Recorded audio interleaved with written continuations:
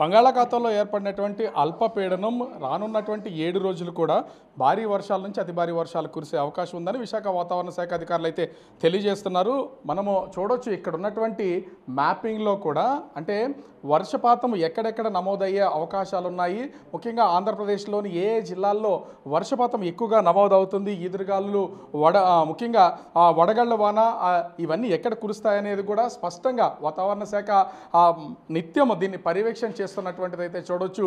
ముఖ్యంగా చూస్తే ఇప్పటికే మత్స్యకారులను అలర్ట్ చేసినటువంటి పరిస్థితి అయితే ఉంది. ప్రస్తుతం మనతో పాటు విశాఖ వాతావరణ కేంద్రం అధికారి జగన్నాథ్ కుమార్ గారు ఉన్నారు. ఏం సార్ అసలు అంటే అల్పపీడనం ఇప్పటికే ఏర్పడింది, అల్పపీడన ప్రభావం అసలు ఏ జిల్లాలకు ఉండబోతుంది? ఇప్పటికే ఆంధ్రప్రదేశ్లో అనేక జిల్లాల్లో కుండపోత వర్షం కురుస్తున్నటువంటి పొజిషన్ అవుతుంది, ఎలా ఉండబోతుంది? నిన్న మధ్య బంగాళాఖాతంలో ఉన్న ఉపరితల ఆవర్తనం ఈరోజు అల్పపీడనంగా పశ్చిమ మధ్య బంగాళాఖాతం దానికి ఆనుకుని ఉన్న వాయువ్య బంగాళాఖాతంలో ఏర్పడింది. దీనికి అనుబంధంగా 7.6 కిలోమీటర్ల ఎత్తు వరకు ఒక ఉపరితల ఆవర్తనం ఉంది. ఇది దక్షిణ దిశగా వంగి ఉంది. రాబోయే 24 గంటల్లో అది మరింత బలపడి సుస్పష్ట అల్పపీడనంగా పరిణామం చెందే అవకాశం ఉంది. రాబోయే 48 గంటల్లో పశ్చిమ వాయువ్య దిశలో ఇది పయనించి ఉత్తర కోస్తా ఆంధ్రప్రదేశ్, దక్షిణ ఒడిశా తీరం మీదుగా పయనించే అవకాశం ఉంది. దీని ప్రభావంతో అసలు అంటే ఇది ఏమన్నా వాయుగుండంగా మారుతుందా? దీని ప్రభావంతో ఏ జిల్లాలకు ఎక్కువ వర్షాలు కురిసే అవకాశం ఉంది? ప్రాబబిలిటీ డిప్రెషన్ అవ్వడానికి చాలా తక్కువ ఉంది. కాబట్టి ఇప్పుడు ఉన్న పరిస్థితుల్లో అది ఉపరితల ఆవర్తనం నుంచి అల్పపీడనం నుంచి సుస్పష్ట అల్పపీడనంగా పరిణామం చెందే అవకాశమే కనిపిస్తుంది.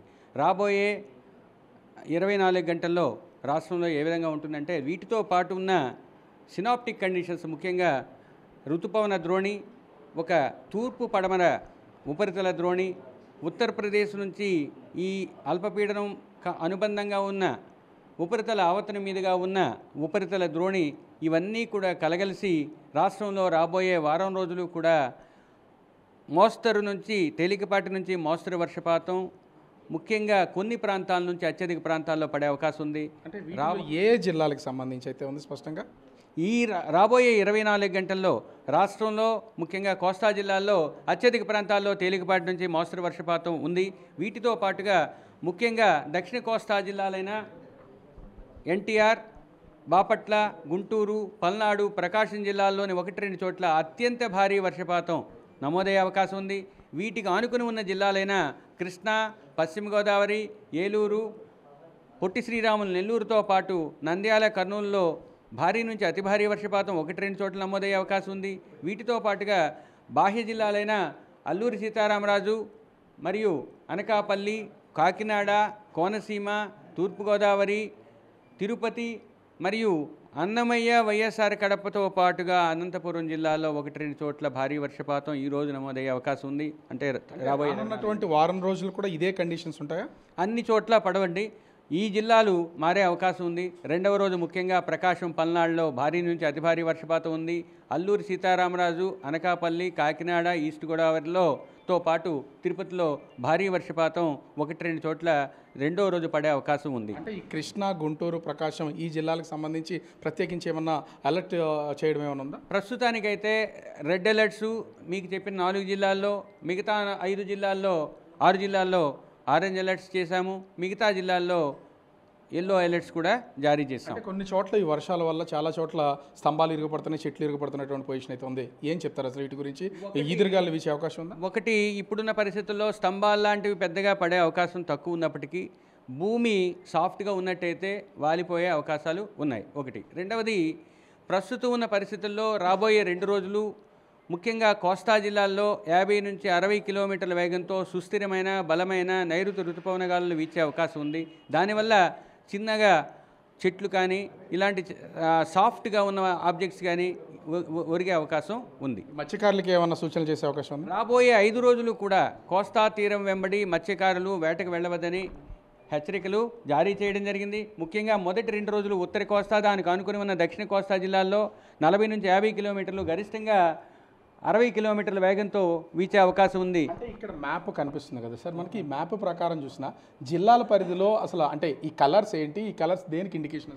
ఇది CTBT అంటారు, క్లౌడ్ టాప్ బ్రైట్నెస్ టెంపరేచరు. ఇది శాటిలైట్ లేదా ఉపగ్రహం ద్వారా తెలియజేస్తుంది.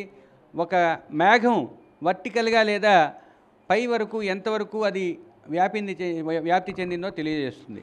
అంటే మేఘాల యొక్క ఆవృతి, మేఘాల యొక్క విస్తృతి మీకు తెలియజేస్తాయి. తర్వాత వీటితో పాటుగా మిగతా పిక్చర్స్, ముఖ్యంగా రాడార్ పిక్చర్స్, లైట్నింగ్ సెన్సార్స్లో ఉన్న పిక్చర్స్ కూడా మీకు ఇండికేట్ చేస్తుంది. ప్రజెంటు ఈ జిల్లాల్లో ఉరుములతో కూడిన వర్షం పడుతుంది. ఈ జిల్లాల్లో సముద్ర తీరానికి వెంబడి ఇక్కడ మీకు ఆల్రెడీ లో ప్రెషర్కి రిలేటెడ్ మేఘాలంతా కూడా ఆ ఏరియాకి వ్యాపించి ఉన్నాయి. రాబోయే 24 గంటల్లో అది మరింత విస్తృతి చెంది తరువాత ఇంటెన్సిటీ పెరిగే అవకాశం ఉంది. కాబట్టి అది వెల్ మార్కుల్లోగా పరిణామం చెందే అవకాశం. సముద్రం ఎలా ఉండబోతుంది? సముద్రం అల్లకొల్లంగా ఉంటుందా? మత్స్యకారుల పరిస్థితి ఏంటి? సముద్ర తీరం వెంబడి 40 నుంచి 50, గరిష్టంగా 60 కిలోమీటర్లు అంటే రఫ్గా ఉండే అవకాశం రాబోయే 5 రోజులు కూడా.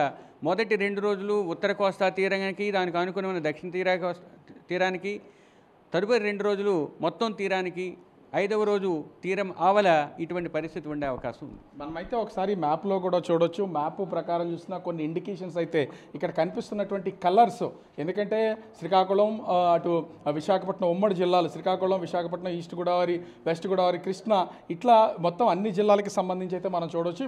వీటిలో ముఖ్యంగా ఈ మార్కింగ్స్, రెడ్ మార్కింగ్స్ అయితే ఎక్కడెక్కడ కనిపిస్తున్నాయో ఆ జిల్లాల్లో కొంత ఎక్కువగా వర్షపాతం నమోదయ్యే అవకాశం ఉందనే తెలుస్తుంది.